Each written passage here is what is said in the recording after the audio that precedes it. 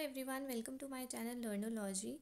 आज मैंने हिंदी की पाठ्य योजना बनाई है। जैसे कि आप जानते हैं कि मेरे चैनल पर आपको बहुत सारी पाठ्य योजनाएं मिलेंगी, ठीक है। हिंदी की और अलग अलग लेसन प्लान्स भी मिलेंगे, मैथ्स के, इंग्लिश के, ईवीएस के, अलग अलग टॉपिक पर मैंने बना रखे हैं। प्लेलिस्ट ऑलरेडी क्रिएटेड है, तो आप जाके देख सकते हैं। लिंक मैं डिस्क्रिप्शन बॉक्स में डाल दूँगी प्लेलिस्ट का। अगर आपको ये वीडियो अच्छी लगे तो प्लीज़ लाइक करना, शेयर करना अपने उन फ्रेंड्स को जो टीचर्स हैं या जो टीचर बनना चाहती हैं, उनके लिए हेल्पफुल होगा। और कमेंट भी करके बताना आपको कैसी लगी। और अगर आपको कोई और लेसन प्लान चाहिए किसी और टॉपिक पे, तो वो भी आप कमेंट कर सकते हैं। मैं जल्द से जल्द बनाने की कोशिश करूँगी। तो चलिए ये पाठ्य योजना देखते हैं कैसी है, ठीक है। अब इसमें हम शुरू में क्या करते हैं, ये हिंदी की पाठ्य योजना मैंने बनाई है और हमारा टॉपिक है इसमें पत्र लेखन, ठीक है। तो देखिए शुरू में हम क्या करते हैं, यहाँ पे हम कुछ डिटेल्स लिखते हैं, जैसे कि अध्यापिका का नाम, कक्षा, विषय, ठीक है, शीर्षक जो हमारा है पत्र लेखन, दिनांक लिखेंगे, अवधि लिखेंगे। अवधि मतलब कितना समय लगेगा आपको ये पाठ पढ़ाने में, तो करीबन 40 मिनट लगेंगे, तो मैंने वो लिख दिया है। कक्षा आप 5 और 6 दोनों के लिए इसे इस्तेमाल कर सकते हैं, ठीक है। तो चलिए अब हम आगे देखते हैं। अगला हमारा जो टॉपिक आता है वो है सामान्य उद्देश्य, ठीक है। सामान्य उद्देश्य में क्या आता है, ये सारे उद्देश्य लिखते हैं जो हमारे सब्जेक्ट से रिलेटेड है। जो सब्जेक्ट हम पढ़ा रहे हैं, हम हिंदी पढ़ा रहे हैं, तो हिंदी पढ़ाने के हमारे क्या उद्देश्य हैं वो यहाँ पे लिखेंगे। तो ये सारे आएंगे। देखिए मैंने क्या लिखा है, छात्रों को अपनी बात स्पष्ट और संक्षिप्त रूप से लिखना सिखाना। दूसरा, छात्रों की हिंदी भाषा के प्रति रुचि उत्पन्न करना। तीसरा, छात्रों के शब्द भंडार में वृद्धि उत्पन्न करना। चौथा, छात्रों को हिंदी व्याकरण के नियमों का ज्ञान करवाना, ठीक है। उसके बाद हमारा नेक्स्ट टॉपिक आ जाता है विशिष्ट उद्देश्य, ठीक है। विशिष्ट उद्देश्य में क्या आएगा, इसमें लिखेंगे छात्रों को पत्र लेखन का महत्व बताना, छात्रों को पत्रों के प्रकार के बारे में बताना, छात्रों को पत्र के भागों के बारे में बताना और छात्रों को पत्र लिखना सिखाना, ठीक है। ये 4 आ जाएंगे। उसके बाद हमारी अगली हेडिंग आएगी सहायक सामग्री। सहायक सामग्री में हम क्या लिखते हैं, जो जो चीज़ें एक टीचर को चाहिए होंगी पाठ पढ़ाने के लिए, वो सब आएंगी इसमें। तो जैसे कि चौक, डस्टर, श्याम पट्ट, चार्ट, संकेतिका और जो कुछ भी आपको चाहिए, मॉडल वगैरह, वो सब आप यहाँ पे लिख सकते हैं। इसके बाद आ जाएगा जी पूर्व ज्ञान। पूर्व ज्ञान क्या होता है, पूर्व ज्ञान हम लिखते हैं कि बच्चों को क्या ज्ञान है पहले से, ठीक है, जो हम टॉपिक पढ़ाने वाले हैं उससे रिलेटेड।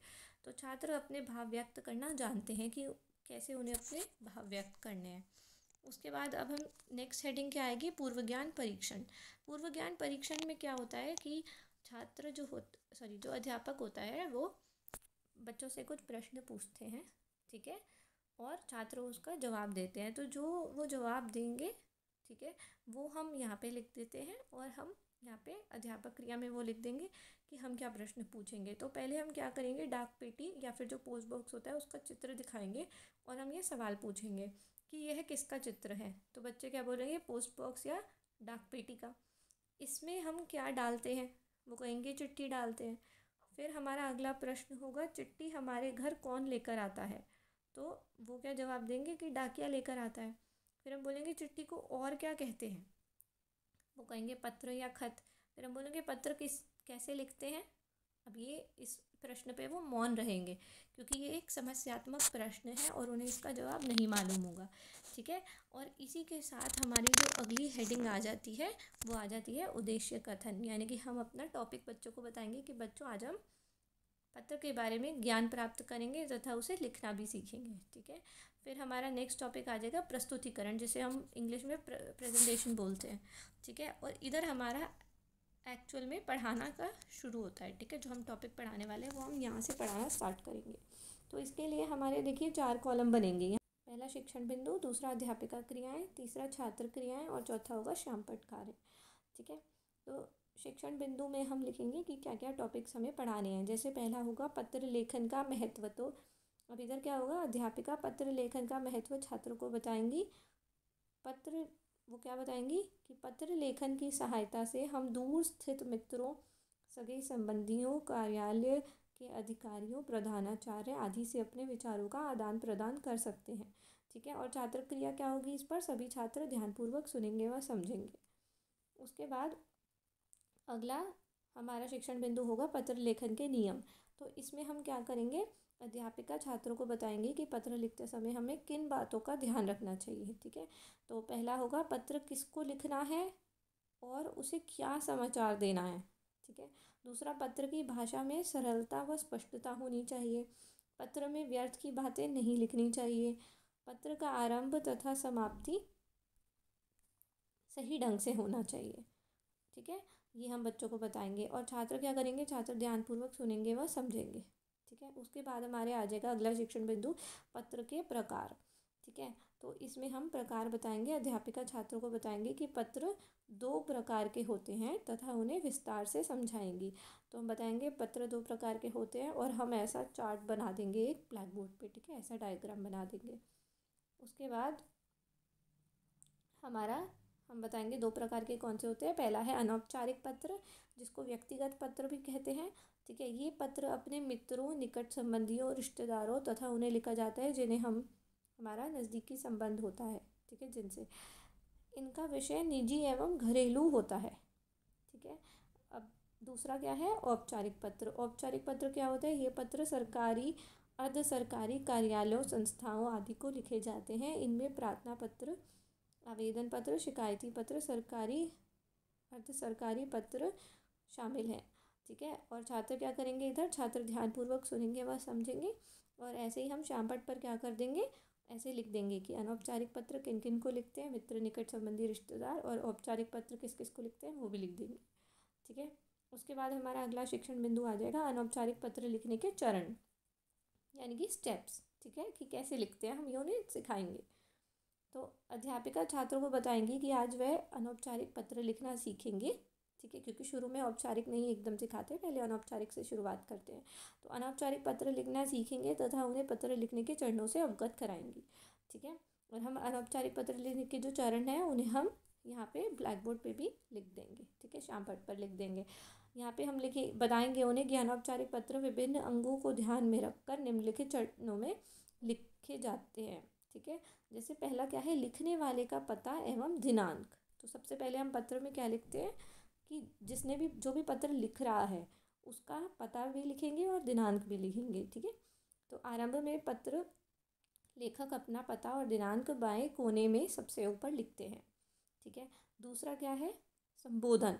अगली पंक्ति में जिसे हम पत्र भेज रहे हैं उनके लिए संबोधन लिखा जाता है, जैसे कि प्रिय मित्र, पूज्य पिताजी, प्रिय अनुज। ठीक है, और हम साथ साथ क्या करते रहेंगे, अनौपचारिक पत्र का जो प्रारूप है, ठीक है, तो वो हम यहाँ पर बनाते रहेंगे और उनको ऐसे समझाते रहेंगे साथ साथ कि जैसे पहले हमने यहाँ पे लिख दिया अपना पता और परीक्षा भवन आदि। ठीक है, और फिर दिनांक आ गई, फिर हमारा यथोचित संबोधन आ गया। ठीक है, जैसे मैंने बताया प्रिय मित्र, ये सब। फिर आ जाएगा हमारा अभिवादन। अभिवादन क्या है, अगली पंक्ति में पत्र पाने वाले की उम्र, संबंध आदि के अनुसार उचित अभिवादक सूचक शब्द लिखा जाता है, जैसे सादर प्रणाम, नमस्ते आदि। ये सब यहाँ पर आ जाएगा। ठीक है, यथोचित प्रणाम। और छात्र क्या करेंगे, सभी छात्र समझेंगे व अपनी कॉपियों में लिखेंगे। ठीक है, उसके बाद हमारा क्या आ जाएगा, पत्र का कलेवर। ठीक है, कलेवर मतलब जो बॉडी होती है। ठीक है, लेटर की बॉडी, यानी कि जहाँ पे हम मेन चीज़ें लिखते हैं।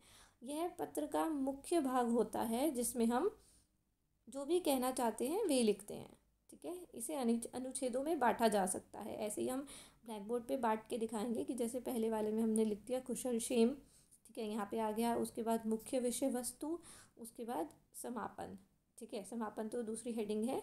जैसे पत्र का समापन, इसमें हम क्या लिखते हैं, इसमें पत्र पाने वाले के लिए यथायोग्य अभिवादन ज़रूर लिखना चाहिए। ठीक है, ये समापन में आ गया। उसके बाद आ जाएगा स्वनिर्देश। इसमें पत्र लेखक अपने संबंध का उल्लेख करता है, जैसे आपका प्रिय पुत्र, तुम्हारा प्रिय मित्र, स्नेही आदि। ठीक है, तो यहाँ पे आ गया हमारा संबंध का उल्लेख इधर। उसके बाद लास्ट में हम लिख देंगे प्रेषक का नाम। ठीक है, तो इसके बाद अगला हमारा शिक्षण बिंदु क्या है, पत्र के उदाहरण। अब जो अध्यापिका होगी वो क्या करेगी, अध्यापिका छात्रों को पत्र के उदाहरण देगी, मतलब और एग्जाम्पल्स दे के समझाएंगी। ठीक है, अब यहाँ हमारा पढ़ाने का काम तो ख़त्म हो गया, मगर हम अपनी पाठ्य योजना में यहाँ पे ख़त्म नहीं कर देते, हम उसके आगे भी लिखते हैं। तो अगली हेडिंग आती है हमारी पाठ्य योजना में, मूल्यांकन प्रश्न। ठीक है, तो देखिए, मूल्यांकन प्रश्न में क्या होता है, जो भी हमने पाठ पढ़ाया उसमें जो भी हमने इन्फॉर्मेशन दी बच्चों को, हम उसी से रिलेटेड क्वेश्चन पूछते हैं, ठीक है, ताकि हमें समझ आए कि उन बच्चों को वो समझ आया या नहीं आया जो हमने पढ़ाया, ठीक है, ताकि हम उन्हें दोबारा समझा सकें या कोई भी डाउट है वो क्लियर कर सकें। तो जैसे इसमें पहला प्रश्न हमने पूछा है, पत्र लिखने का क्या महत्व है। फिर पूछा है, पत्र के प्रकार बताओ। फिर है, पत्र लिखने के क्या नियम हैं। फिर है, अनौपचारिक पत्र में संबोधन के बाद क्या लिखते हैं। ठीक है, इससे उनकी नॉलेज टेस्ट हो जाएगी कि उनको जो सिखाया वो एक्चुअल में समझ आया है या नहीं।